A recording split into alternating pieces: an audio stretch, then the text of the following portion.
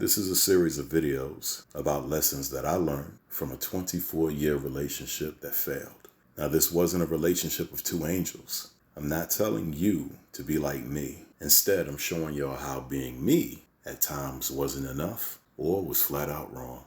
Enjoy. A deeper lesson I learned is that every relationship, from friendship to business or lover, is an opportunity to see who you are. Don't ignore that opportunity, guys and girls. It'll break you first, but then it'll make you if you just keep on pushing. If you just do the work to understand yourself. The 24-year relationship I had showed me that I'm a caring person. I think I was born that way. I just never paid much attention to it. I was always giving things hugs, you know what I'm saying? Like teddy bears, and my mom be like, get the hell away from me. I've always taken care of, animals and even insects, man. To me, taking care of a human was just another level of being who I am, I guess. So in my relationship, I would always buy my ex stuff that would help her on her job or maybe make it more tolerable. I would buy her scarves and stuff because it was cold. The relationship also showed me how patient I am, and I thought I was an impatient guy. I also learned how persistently hopeful I am, and I really thought I was a pessimist. These are good qualities, man. I learned what I was capable of. Now me, I'm a fighter. There was many a day that I used that energy to keep us together despite the difficulty of our relationship. As I said in an earlier video, I got broken up with a lot. She had all those opportunities because I'm the one who took her back. That says something about me, good and bad. I also learned that when pressed too hard, I can fight back in a verbally abusive manner. And my verbal jabs are precise. I hit you with truth, not what I think you did. I show you what you actually did and leave you to put two and two together. Now, it didn't make me feel good to hurt someone back, but I did feel good defending myself. Not being someone to just take abuse. That's bullshit. That's part of my character. I didn't mind because I think that should be a standard human trait for anybody. Man, woman, or child, don't let anyone run over you. In time, I learned to get off the phone when things got hot between us. It took years to get that right, though. There's many people in relationships right now that are kind of toxic, and they're wondering, why am I allowing this? What's wrong with me? Or do I secretly like this kind of abuse? I can speak for myself. You can stay in a somewhat toxic relationship longer if there are more good times than bad. That's how we lasted as long as we did. It's just that the final 4 to 5 years were just too much of a drastic change for either of us to weather the storm. Good sex can keep you in a toxic relationship as well because sex is powerful. That's why you ladies and gentlemen should really watch yourselves out there, because you may run into some shit that you've never felt before, because that can lead to an addiction that can take decades to get through. But even in a pussy whipped or dickmatized situation, you learn about yourself.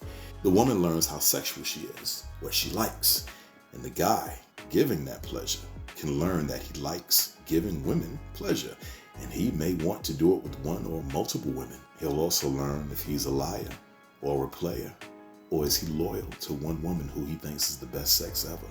Every relationship is a chance to learn your character.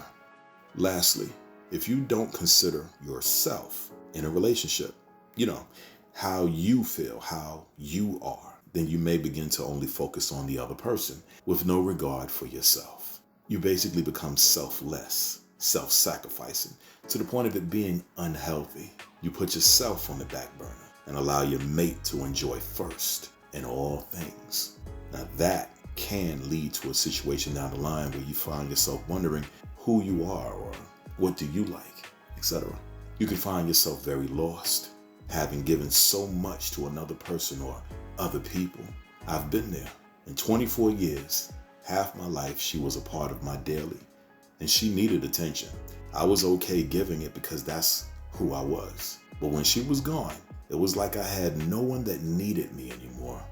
And keep in mind, I'm a dad. I'm literally needed. But without her, it's something I'm still navigating. I'm not passionless, but she was a 24-year focus of my care and passion. She was my adventure. She didn't make me, but there was a time or two where we did break one another. I learned a lot about how actions cause ripples, but I also learned how I loved to love. Just as I saw that she was a person who really needed to be on her own because she had never had that experience. There were times when I cared for her too much, making her feel as though she wasn't smart or what have you. I saw everything I did. I learned that I can be overbearing, but only because I hate to see humans fail. I learned that I would constantly forget how much failure has made me a better person. And it's very wrong to take that experience of failure from other people. So nowadays, in any relationship, I let people be who they're going to be. I see them fucking up, but I let them. I learned that the kind of friend that I am is not reciprocated. The kind of values I have, they aren't shared by many.